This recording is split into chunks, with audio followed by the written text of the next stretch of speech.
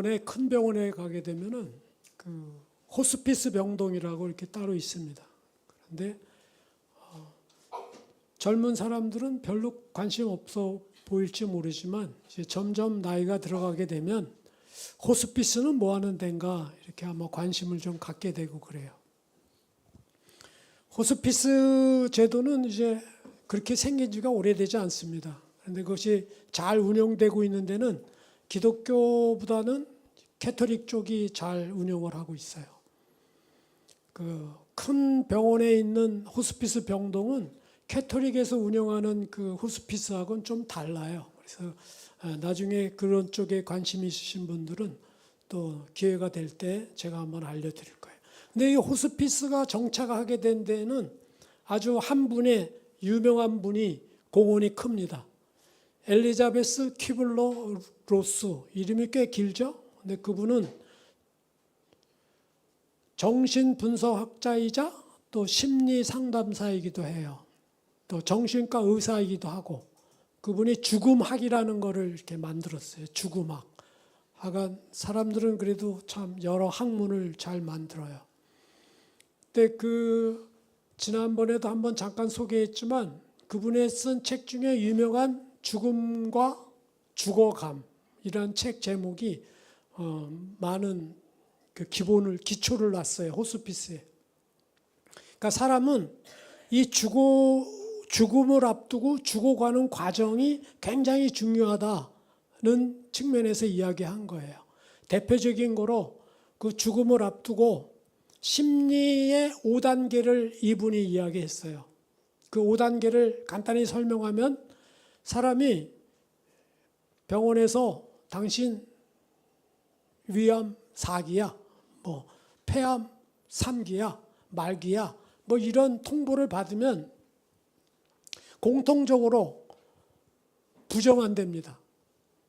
에이, 뭐 별로 나 아픈 거 몰랐는데, 그래서 다른 병원에서 오진했을지 몰라. 그리고 또 검진을 받으면 거기서도 암 같은데요? 이래가지고 똑같은 또 진단을 받으면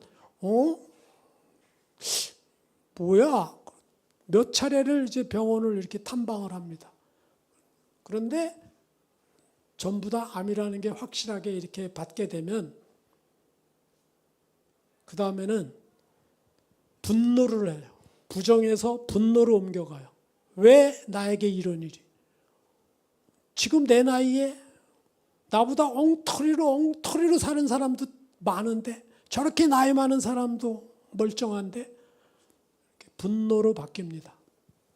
그리고 그 단계에서 그 다음에는 낙심에 빠져요. 우울해집니다.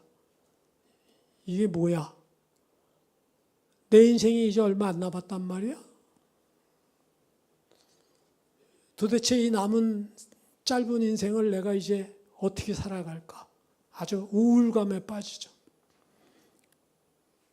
그리고 또 협상을 해요. 그 단계 중에는 하나님하고도 협상하고 의사하고도 협상하고, 나를 기적이 일어나서 고쳐만 주면, 이 의술로, 새로운 신기술로 내가 낫기만 하면 내가 앞으로 지금까지 살은 것보다는 훨씬 더 하나님 앞에 이쁜 모습으로 살아가겠다. 이렇게 다짐도 하고 협상을 합니다.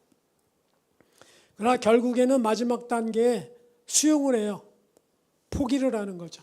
어차피 죽는구나. 그런데 이 5단계가 어떤 사람은 2단계에 겹쳐서 머물러 있고, 어떤 사람은 그 단계를 지나가도 빨리 지나가서 수용 단계까지 가는 사람도 있고, 다 그래요. 근데 대부분은요, 우리나라는 치료의 시스템이기 때문에 임종 말기에 간 것 같은 사람도 치료의 개념으로 접근하기 때문에 이 5단계가 굉장히 어렵게 힘들게 다가갑니다. 아주 힘들게 다가가요. 돌봄의 단계는 거의 없어요. 언제까지 치료해? 언제까지 살려내요?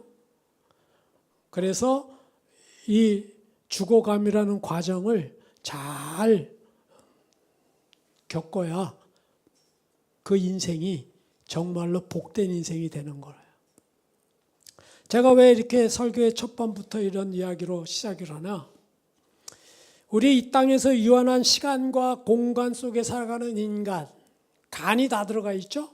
이것은 다 관계가 있어요. 한정된 시간, 한정된 공간, 한정된 인간끼리 이런 사이간 속에서 우리는 다양한 사건, 사고를 당하기도 합니다. 천재지변 같은 사고를 당할 수도 있고요.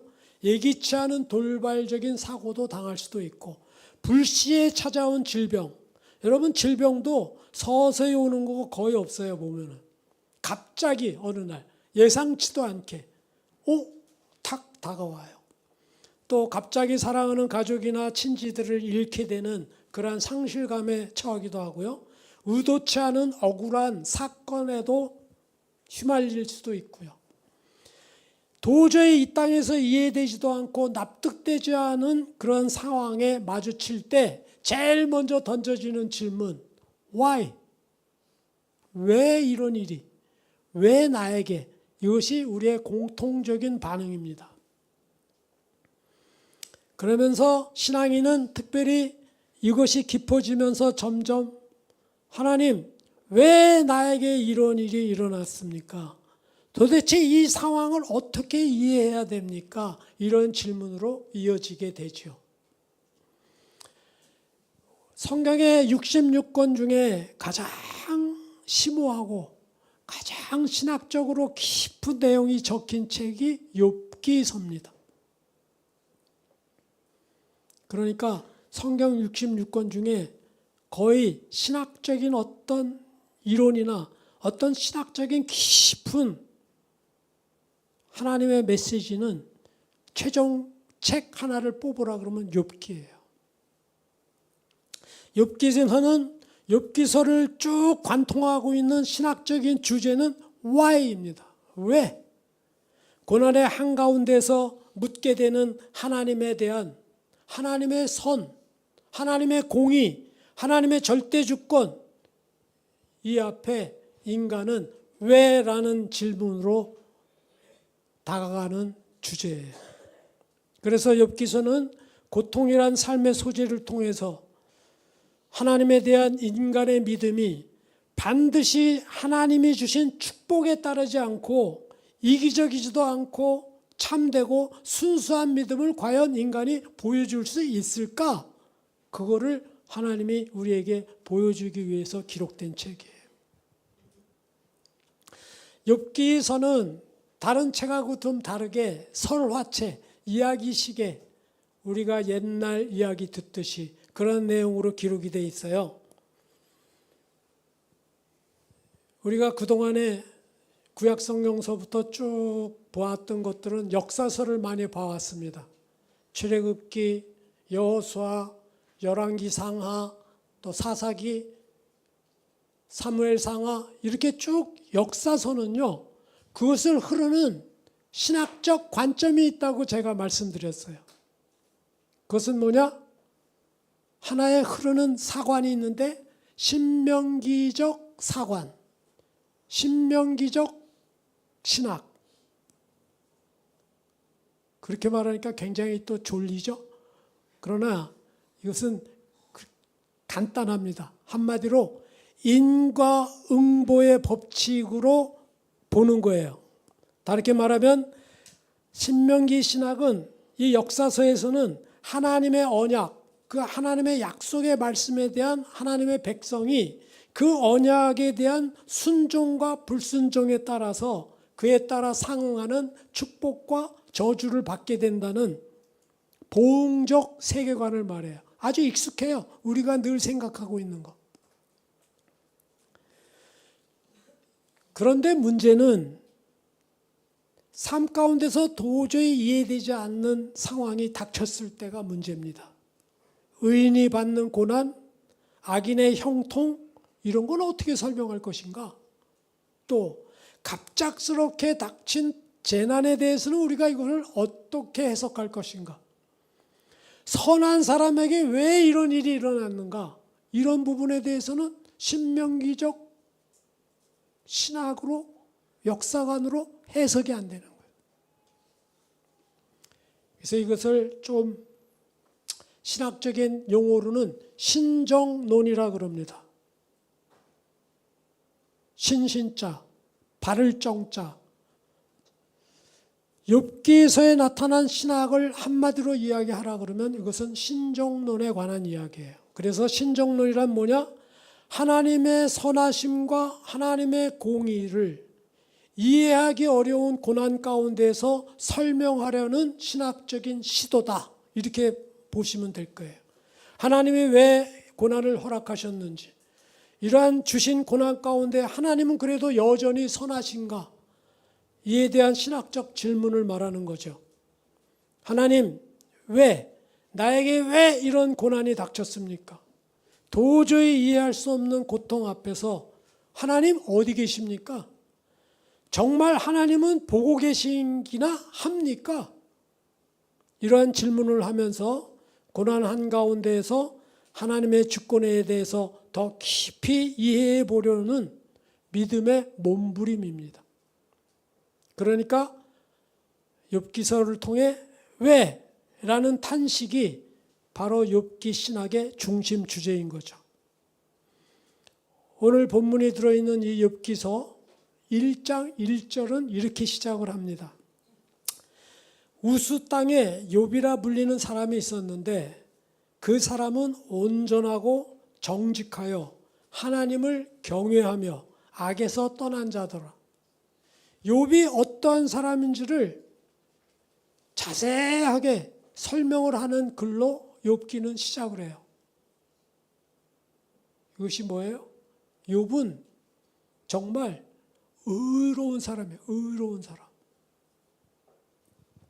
그래서 욥기 1장 2절에서 5절에 보게 되면은 이 의로운 사람 욥에게 하나님께서 축복과 여러 가지 귀한 이 땅에서 받을 수 있는 복을 나열해 설명을 해줬어요. 자녀도 아들 7과 딸 3을 갖고 재산만 해도 양이 7,000마리, 낙타가 3,000마리, 소는 500결이, 결이라는 말은 쌍이라는 이야기예요. 마리수로 계산하면 소는 1,000마리, 암나귀가 500마리, 종들도 많아요. 이 정도면은 거부예요, 거부. 지금으로 말하면 조만장자죠, 억만장자. 또 믿음도 좋아서 자기 생일에는 자녀들의 죄를 범하지 않게 하려고 자녀의 명수대로 번제를 드려요. 그러니까 최소한 10번 이상씩 드리는 거예요, 번제를. 그런데 바로 욥은 고난이 닥치게 됩니다. 그 고난이 어마어마해요. 스밧 사람이 와가지고 칼로 종들을 치고 죽이고, 하늘에서 불이 내려서 양들과 종들을 죽이고, 갈대아 사람들이 와서 낙타와 종들을 죽이고, 큰 바람이 불어닥쳐서 내 모퉁이 집에 모퉁이가 무너져 내리면서 마침 자녀들이 음식을 먹고 있던 자녀들이 몽땅 죽습니다. 갑자기 재난이 닥친 거예요. 그리고 욥기는 그 이후로 4장부터 37장까지, 욥기서가 전체가 42장까지 있거든요.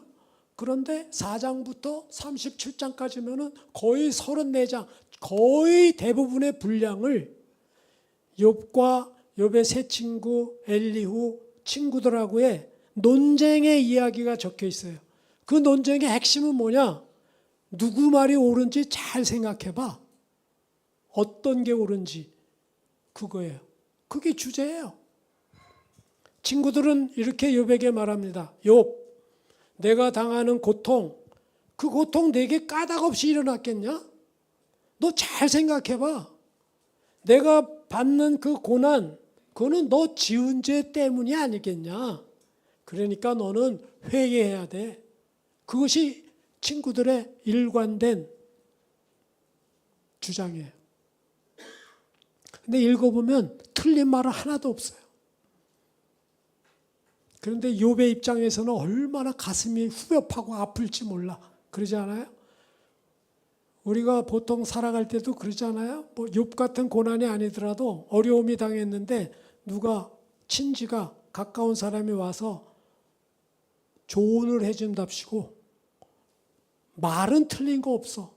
그런데 얼마나 가슴이 후벼 파지는지 몰라. 조금 어려운 말로 지적질이라 그러죠. 전에 어떤 장례 예배 때 제가 갔는데 그 마침 부목사가 예배를 드리는지 말씀은 참 많이 준비를 하셨더라고요. 그런데 너무 젊으셔서 그런지 너무 옳은 이야기만 하시더라고. 한마디로 천국에 가셨는데 뭐 슬플 일이 있냐 이거야. 말은 안 틀려, 그죠? 근데 지금 상당하신 가정은 얼마나 지금 슬픔에 가슴이 아파 미어 죽겠는데 밝아야 된다는 거야. 하나님 나라를 갔기 때문에 틀린 말은 없어. 얼마나 속은 아픈지 몰라. 친구들의 그러한 주장에 욥은 나는 죄로 벌받는 것이 아니야. 내가 그 이유는 알 수 없지만 내가 당하고 있는 이 고난 속에서 나는 지금 하나님 앞에 내 결백함과 내 억울함을 지금 호소하고 있는 거야. 계속 그렇게밖에 대답을 못합니다.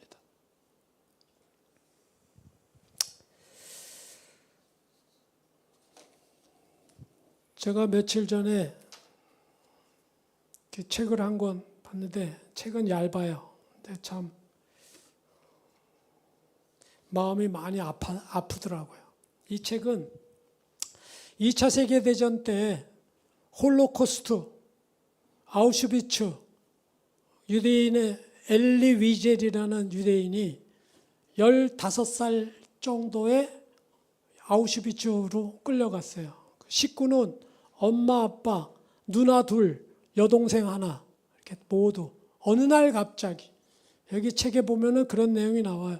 지금 우리 이 시대에 뭐 그런 일이 있을 수 있어. 뭐 소문을 얼핏 들었어도 아우슈비츠에서 일어나는 그 죽음의 수용소에서 일어나는 일들을 들어도 믿지들을 않아요. 왜? 이 시대에 그런 말도 안 되는 이야기를 한다. 그러나 정말 너무나도 어처구 없는 환경이 닥친 거예요. 전쟁이라는 게. 전쟁이 뭐 예고 없이 예고를 하고 닥치는 거 아니에요? 우리가 질병도 예고 없이 오듯이 전쟁도 어느 날 갑자기 터집니다. 갑자기. 그리고 어떤 정도냐면은 너무 심각해요. 보니까 막 뭐 다 일일이 설명할 수는 없지만은 그 인간의 폭력성이라는 거는 상황이 바뀌면은 그렇게 되는가 봐요. 아주 갓난아기를 공중에 던져서 표적 삼아 사격을 하고요. 자녀가 부모의 시신을 불에다 태우도록 노동으로 이렇게 일하게 시키고요. 뭐 우리 일반 사람 전혀 생각할 수 없는. 그러나 여러분, 이 2차 세계대전만 해도 지금 80년 전이에요. 6.25, 여기 6.25 세대 겪은 분이 없죠. 6.25 겪은 분만 해도요, 우리가 길어봐야 7, 80년 전 이야기입니다.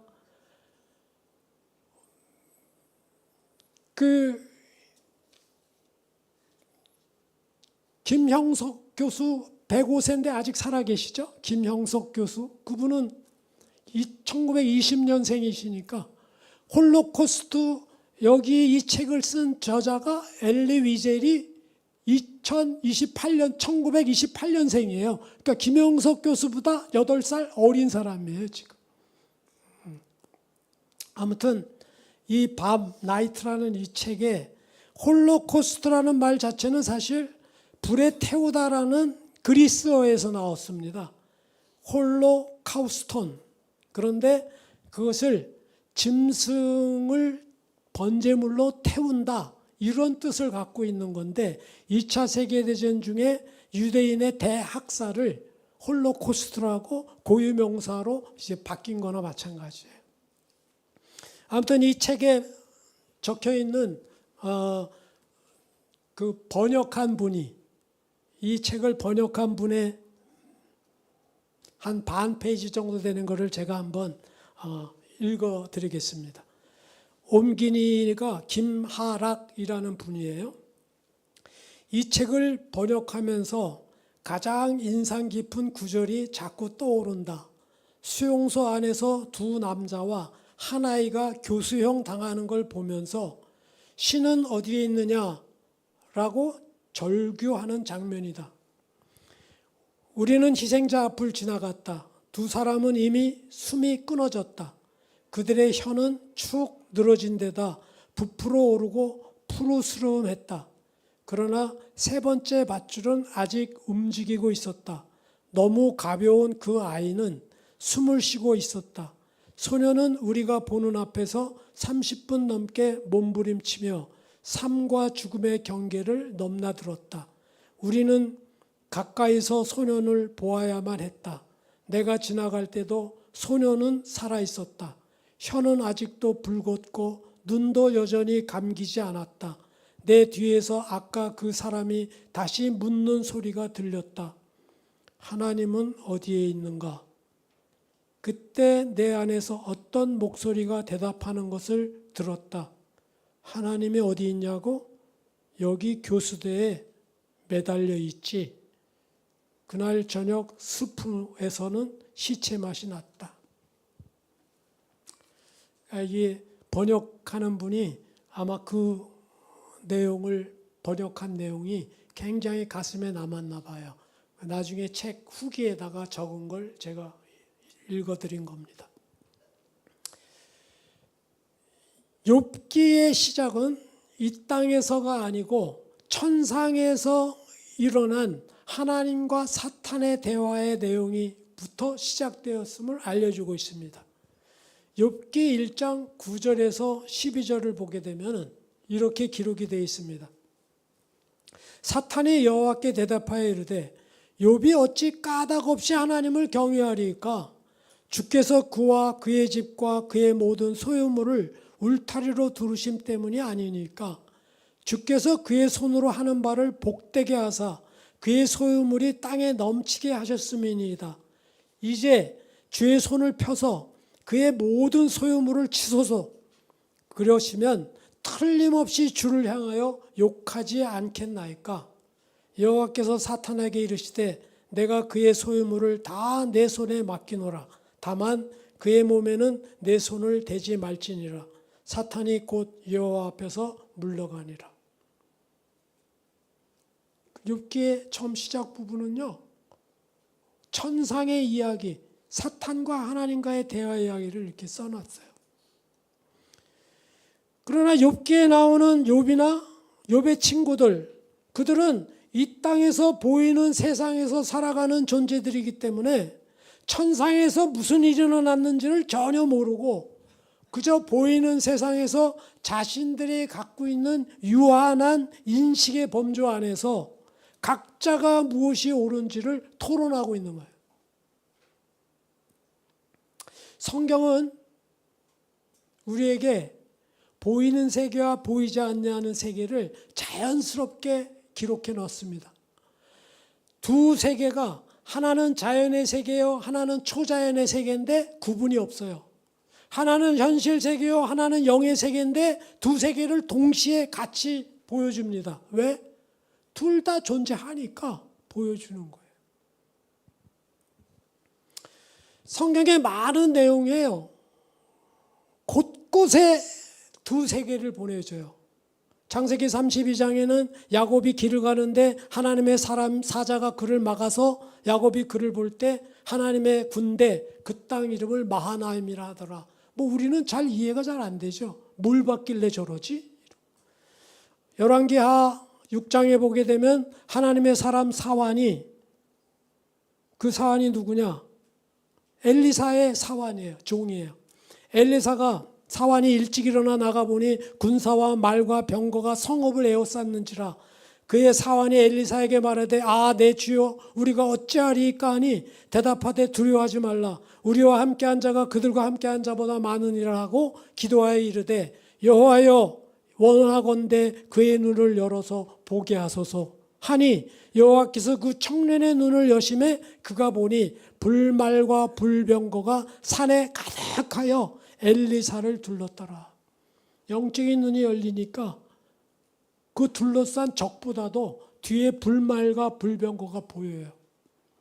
뭐 뜬구름 잡는 이야기가 많이 있죠.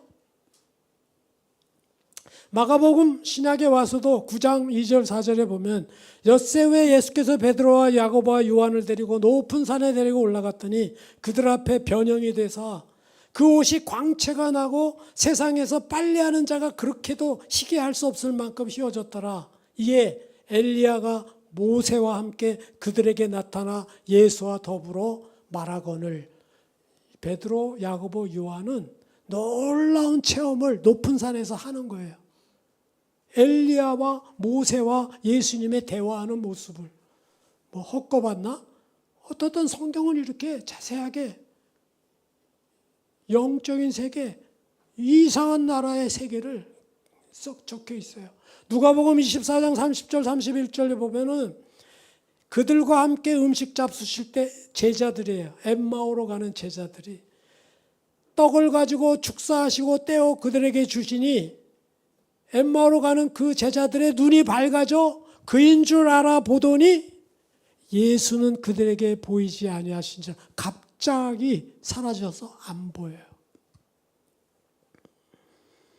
그래서 일반 믿음이 성령의 역사로 믿음을 받지 못한 일반 사람들은 뭐 저런 허구맹랑한 책을 읽나, 뭘 저런 걸 믿나 이러죠. 그들의 인식 속에, 인식의 한계 속에 있다면은 믿을 필요가 뭐 있겠어요. 그냥 우리가 연구해서 논문을 내지. 성경은 우리에게 이 땅에 보이는 세상은 잠깐이라고 이야기합니다. 보이는 것은 보이지 아니하는 세상 때문에 존재하는 거라고 합니다. 그래서 고린도후서 4장 18절에 우리가 주목하는 것은 보이는 것이 아니요 보이지 않는 것이니 보이는 것은 잠깐이요 보이지 않는 것은 영원함이라. 세상에서 볼 때는 이 땅에서 대단한 왕으로 정말 역사의 기록에 남길 만한 왕이라고 할지라도 성경에서는 단 한 줄의 기사로 끝납니다. 저가 여호와 앞에서 악을 행하였더라.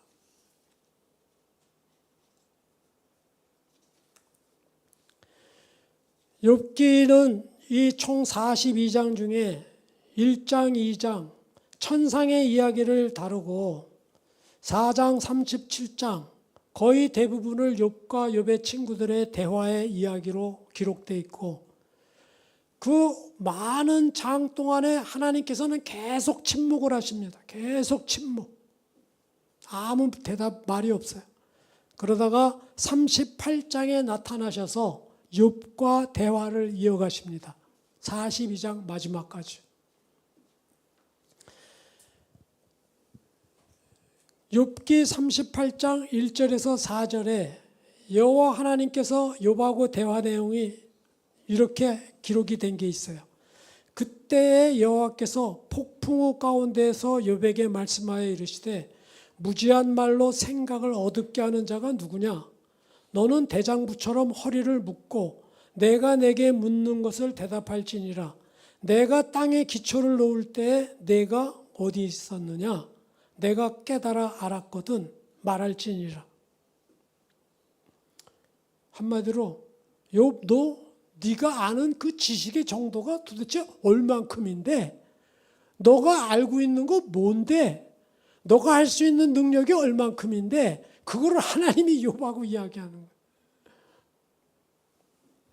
여러분 사람이 지금 AI로 뭐 우주로 발사하고 얼마 전에는 또 베이비 존스가 뭐 너 우주선 또 발사해서 우주전쟁이 막 일어나는 식으로 과학이 엄청 발달하는데 아무리 그래봐야 모르는 거 투성입니다. 여러분 그 철새들이요 수천 킬로를 이동을 할 때 V자를 거리 이동을 하는데 걔네들이 나침반 갖고 오고 찾아가는 거 아니에요? 과학의 이야기하면은 지구에서 나오는 자기장을 자기들이 다 이렇게 알아가지고 갈 곳을 다 알아서 가고, 그 V자로 갈 때 서로가 또 선두도 자기들끼리 다 바꾸고요. 지치지 않으려고 그 바람에 서로가 그 위치를 막 바꿔준답니다. 근데 거기에 인간이 어떤 원리로 그렇게 하는 건 몰라요. 여러분, 우리의 귀가 가청 주파수가 있어요. 들을 수 있는 주파수가, 파장이. 그게 헤르츠로 나오는데 20에서 2만 정도와 안에 들어오는 것만 들어요. 만약에 그 외의 것도 들을 수 있는 사람이 있으면 귀가 터져서 죽는 사람도 있고, 왜? 지구 돌아가는데 얼마나 크게 소리 날까? 이 자전, 이 큰 지구가 돌아가는데. 공기 마찰에 의해서도. 그러나 하나님께서는 귀 터져 죽지 말라고 우리가 들을 만한 가청 주파수를 만들어 놨어요. 개는요, 개는 우리보다 훨씬 범위가 넓어서 40에서 4만 5천 헤르츠. 그러니까 개는 우리보다 훨씬 귀가 더 많은 걸 들으니까 조그만 소리 인간은 또 안 들리는데도 항상 귀가 막 이래요. 뭐 지 귀에 뭐가 자꾸 들리니까. 고양이는 더해요. 48에서 8만 5천 헤르츠. 아무튼 인간의 한계보다 더 뛰어난 거를 특수한 부분에서 동물이나 생물들이 갖고 있는 건 엄청 많습니다. 제가 어려서 지금의 아스팔트하고 이런 데서 사니까 개미들을 잘 모르겠지만, 저 어려서 이렇게 개미집, 개미굴에 보면은요, 비가 오기 전에는 개미굴 옆에다가 계속 흙을 몰아다가 구멍 옆에다가 쌓아놔요. 뭐 우리 어린애들이 잘 모르겠지만 개미를 봤어야지. 아스팔트에서 사니까. 왜? 비 올 때 그 개미 자기네 집에 그거를 막으려고. 어떻게 알아요? 개미가 그거 어떻게 알지? 비 오기 전에?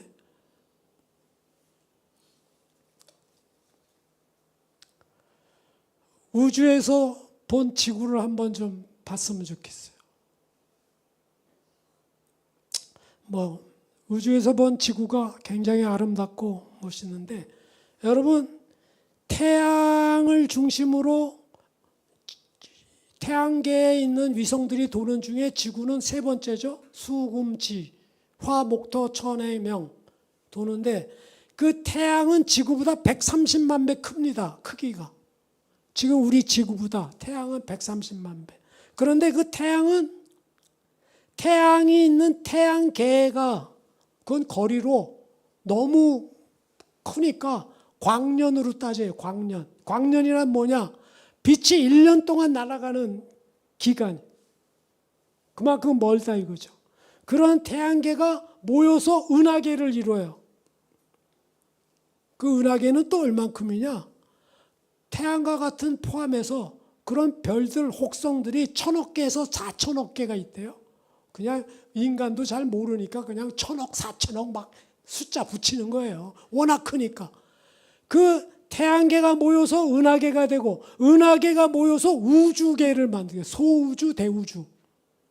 그러면 지구하고 태양만 비교해도 농구공하고 좁쌀하고 비교하거든요.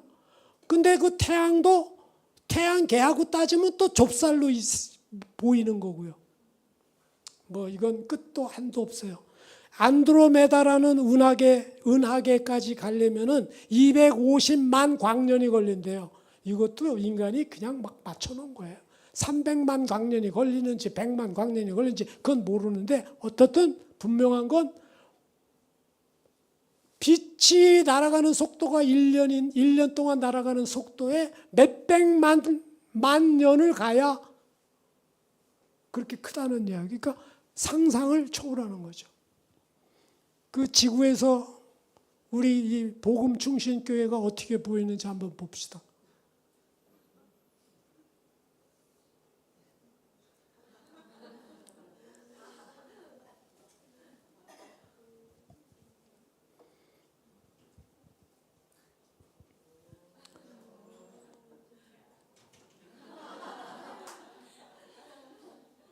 다시 한번 거꾸로 좀 지구를 좀 봅시다, 그럼.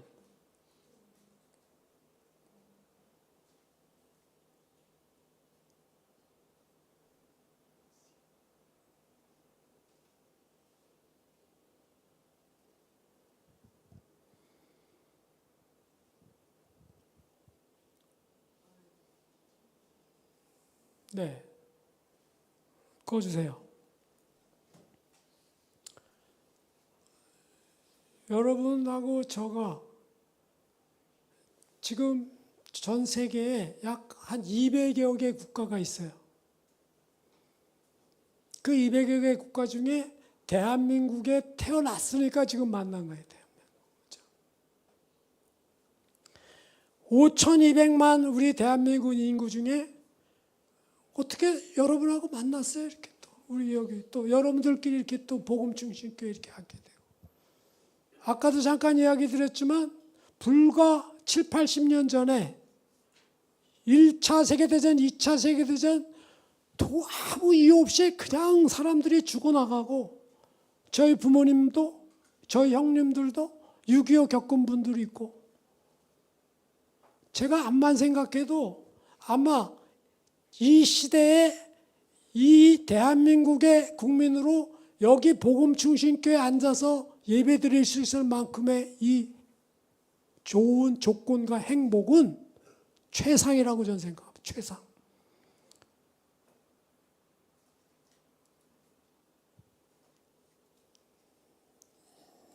이 책을 보니까 사형당하고 죽고 부자지간에도 싸움 나는 게 감자 하나 때문에 죽이고 살리고 그래. 감자 하나 때문에. 우리가 어느 유튜브 보니까 이렇게 강아지들을 갑자기 여러 마리를 먹이를 이렇게 탁 주니까 막 와가지고 머리 박고 막 욕심 많은 놈은 짖고 있는데 남의 거 먹느라고 막 이러고. 그런데 그 참 웃기는 풍경이죠. 근데 여러분, 전쟁통에 죽기 살기로 힘든 환경에 들어가니까 그거보다 더한 인간들의 삶의 모습이 많이 나옵니다.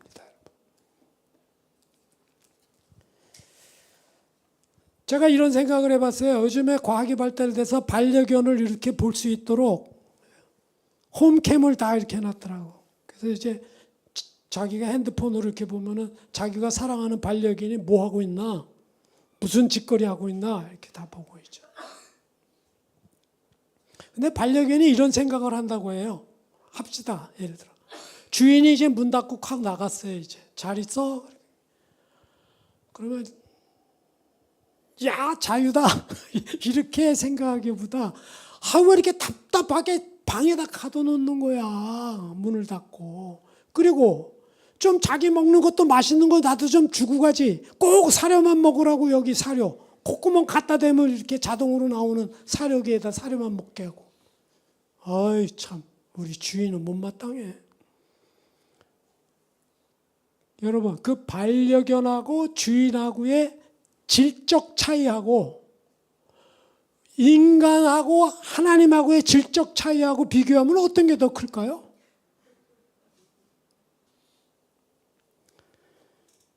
그런데 인간은 죄 때문에 끊임없이 내가 주인이야, 내가 주인. 살아가는 데 있어서 모든 판단과 의로운 것도 다 나야.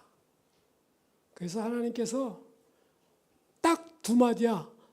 네가 주인이라서 네 멋대로 살래? 주인인 하나님 말씀대로 살래? 딱 이 질문이에요.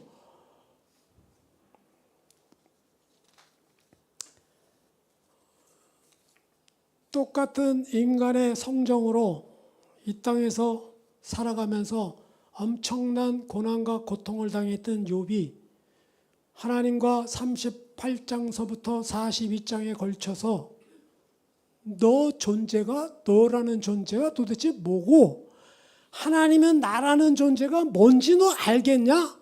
이 대화를 하고 난 끝에 욥기 42장 5절 6절에 욥은 이렇게 신앙 고백을 합니다. 우리가 함께 한번 읽어보겠습니다. 시작.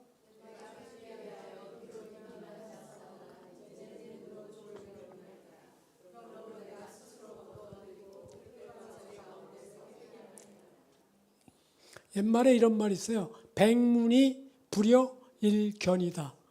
100번 듣는 것보다 한 번 보는 게 낫다. 아마 이것이 욥이 그 생각을 했는지 모르겠지만 내 신앙을 볼 때 귀로 대충 들었던 신앙이 이제 아니고 나 주님을 만난 그 신앙으로 나는 지금 산다는 걸 고백하는 거예요. 그러면서 하는 이야기가 내 스스로 뭘 거둬들여요? 우리 인간 안에는 자기의, 자기애 이 두 가지가 항상 있어요. 그렇기 때문에 왜라는 질문이 자꾸 나오는 거예요. 왜 그러냐 이거야. 뭐가 옳고 그르냐를 납득이 안 되면 내가 감당을 못 하겠으니까. 그래서 스스로 티끌과 재 가운데 회개한다는 나의 죄성. 분명히 하나님께서는 이 욥기의 처음에 욥을 어떻게 평가했느냐. 욥은 온전하고 정직하고 하나님을 경외하고 악에서 떠난 자라고 하나님이 평가했어요. 그러나 욥이 제대로 주님을 만나는 체험을 하고 나서 고백은 내 스스로 모든 옳은 거 다 내려놓고 티끌과 재 가운데 회개한다는 고백이 나오는 거예요. 그래서요, 내가 의로운지 안 의로운지 뭐 보고 아는 줄 아세요? 나만큼만 살라고 그래. 저건 뭐 때문에 저러는 거야? 이유를 알려줘. 이유를. 참 한심하네 이 세상이. 하나님이 살아계시면 도대체 어떻게 그런 일이 벌어져? 이런 것만 내세우면 그거는 자기 죄에서 전혀 모르는 사람. 정말 신앙이 있고 하나님의 자녀는 하나님이 의롭다고 칭하는 칭의는 하나님이 의롭다 하는 거고, 그 칭의를 받은 하나님의 자녀는 자기의 죄를 인정하고 하나님 앞에 회개로 나가는 자예요. 귀로만 들었던 이론적인 신앙, 교리적인 신앙, 그런 교만한 신앙에서 눈으로 보고 만난 체험적인 신앙, 이것이 바로 은혜를 받아야 되는 신앙이에요. 전에 자전거 바퀴 2개가 있을 때 진리를 찾고자 하는 아무리 노력이 있어도 뒤쪽 바퀴, 구동 바퀴인 은혜를 못 받으면 꽝이다. 제가 이런 말을 한 적이 있어요. 여러분, 은혜를 받아야 돼요. 은혜를. 신정론, 하나님은 과연 계신가? 하나님의 주권은 정말 있나? 하나님은 선하신가? 하나님은 공의로우신가? 이것에 대한 근거적인 질문과 마지막 항의는 예수님께서 십자가상에서 올린 질문이에요. 마태복음 27장 46절 예수님의 십자가상에서 절규의 내용이 적혀 있습니다.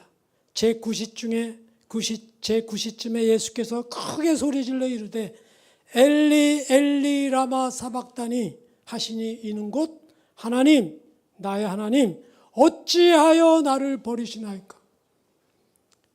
인간의 몸을 똑같이 입고 오신 예수님도 정말로 고통이 극에 달하고 힘드니까 하나님 앞에 신정론에서 던지는 질문을 던질 수밖에 없어요.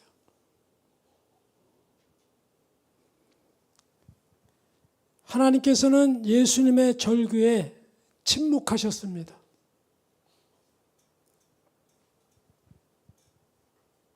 그러나 하나님께서는 예수님의 십자가상에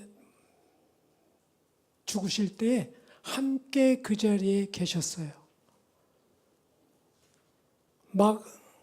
마태복음 27장 49절에서 51절에 보면 예수님 돌아가셨을 때 그 현상을 이렇게 기록했습니다. 그 남은 사람들이 이르되 가만두라. 엘리야가 와서 그를 구원하나 보자 하더라. 예수께서 다시 크게 소리 지르고 영혼이 떠나시니라. 이에 성소 휘장이 위로부터 아래까지 찢어져 들이대고 땅이 진동하며 바위가 터지고. 하나님의 마음이 찢어졌어요. 하나님의 그 독생자 예수 그리스도를 십자가상에 죽게 하시는 그 모습을 보면서 하나님의 절규가 바위를 터뜨렸어요. 믿음으로 어려운 여건과 환경을 살아낸다는 것, 전혀 알 수 없고 전혀 이해되지 않는 고난의 삶의 현장 한가운데 모든 것을 보고 계시고 모든 것을 알고 계시는 절대적인 하나님의 주권이 그 고통 가운데에서도 함께 아파하며 계시는 것을 믿는 것이 믿음입니다. 하나님께서는 예수 그리스도를 그 절규를 들으시면서도 더 큰 구원을 이루시기 위해서 함께 아파하신 거예요. 아픔과 고통이 이해되지 않는 삶의 현장이라 할지라도 한치 앞도 내다보지 못하는 유한한 우리 인간의 존재는 절대적인 하나님의 주권, 절대적인 하나님의 공의, 절대적인 하나님의 선, 그분이 더 귀하고 좋은 길, 구원의 길로 우리를 인도하시려는 섭리가 있다는 것을 믿는 것이 믿음이에요. 마지막으로 하나님께서는 욥을 통해서 그 오랜 시간 동안 욥의 친구들과 이 땅에서 뭐가 옳은지 어떤 신앙으로 우리가 살아가야 될지 그런 토론 가운데 얼마나 상처를 많이 받았는지 몰라요? 관계가 소원해지고 말은 안 해도 서로가 서로를 찔러서 아주 힘든 것을 아셔서 하나님께서는 그것을 어떻게 그 관계를 풀어주시는지를 욥기 42장 8절에서 10절에 이렇게 기록을 해놨습니다. 그런즉 너희는, 여기서 말하는 너희는 욥의 친구들에게 말하는 거예요. 수소 7과 숫양 7을 가지고 내 종 욥에게 가서 너희를 위하여 번제를 드려라. 너희를 위하여 번제를 드려라. 어디로 가서? 욥 앞으로 가서. 내 종 욥이 너희를 위하여 기도할 것인즉 내가 그를 기쁘게 받으리니 너희가 우매한 만큼 너희에게 갚지 아니하리라. 이는 너희가 나를 가리켜 말한 것이 내 종 욥의 말같이 옳지 못함이라. 이는 대만 사람 엘리바스와 수아 사람 빌닷과 나아마 사람 소발이 가서 여호와께서 자기들에게 명령하신 대로 행하니라. 여호와께서 욥을 기쁘게 받으셨더라. 욥을 받아들이기 전에 욥 그를 위해 너희들이 서로 간에 그 참 어려운 관계가 됐는데 욥 앞에 가서 하나님 앞에 예배를 드려라. 16절에 10절에 욥이 그의 친구들을 위하여 기도할 때 자기 앞에서 친구 셋이 예배 드리는 걸 보고 욥도 마음에 감동이 들어왔죠. 여호와께서 욥의 곤경을 돌이키시고 여호와께서 욥에게 이전 모든 소유보다 갑절이나 주신지라. 예배를 통해서 욥에게는 자기를 마음에 아프게 한 그 상대를 위한 중보 기도를 통해서 그 관계를 회복시키시고 복도 이전보다 갑절을 더 주셨어요. 이것이 하나님의 방법이에요. 믿음이란 하나님의 뜻과 계획과 섭리의 모든 것이 인간의 인식 범위 안에서 이해되어질 때 믿어지는 게 아닙니다.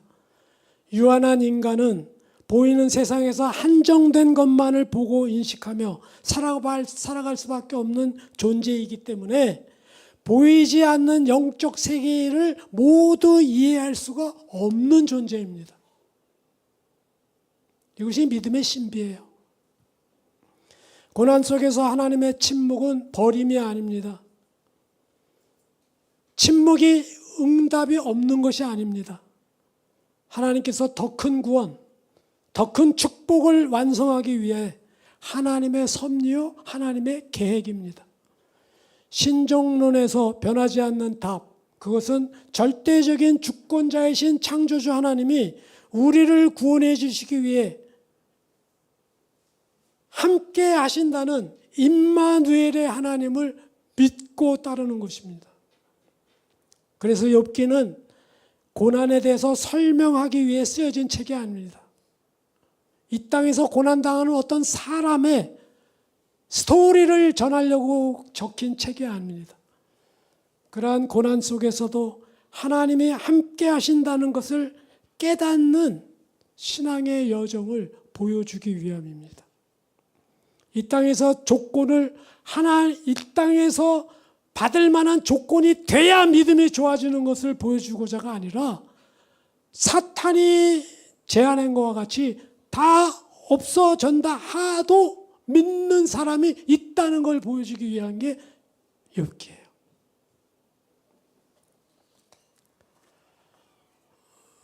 우리들의 삶 속에서 정말로 전혀 상상할 수 없고 예측할 수 없고 이해되지 않고 그런 일들이 가족에서도 일어날 수 있고 일터에서도 일어날 수 있고 사회생활하면서 일어날 수 있고 엄청 우리가 많이 왜? 라는 질문을 하게 될 것입니다. 그러나 하나님께서는 우리가 모르는 천분의 일, 만분의 일, 10만분의 일, 아니 억만분의 일도 모르는 우리 인간들을, 우리 각자를 하나님의 자녀로 택해 주심을 받았을 때에는 하나님께 모든 것을 맡기시고 가장 좋은 길로 하나님이 인도하신다는 것을 믿고 그 하나님이 우리와 함께 하신다는 신앙으로 이 땅에서 살아나기를 여러분과 저와 감당하기를 바라겠습니다. 기도로 마칩니다. 하나님, 저희들 믿는다고 하면서도 여전히 신명기적 역사관에 갇혀서 이러니까 믿고 이러니까 부인하고 여러 가지 조건 달고 환경 탓하고 남에게 그 잘못을 돌리고 그러면서 내 스스로 내 안에 있는 의와 내 안에 있는 그 속에 갇혀서 살아온 것을 고백합니다. 아버지여, 불쌍히 여겨주셔서 저희들이 주님께서 늘 저희와 함께 동행하시며 함께 아파하시고 함께 저희와 고민하시면서 더욱더 좋은 길로 우리의 인생을 이끌어 가실 줄을 믿사오니 임마누엘 하나님 늘 함께 한다는 그 믿음 가운데 살아가게 하여 주옵소서. 예수님의 이름으로 감사기도 드리옵나이다. 아멘.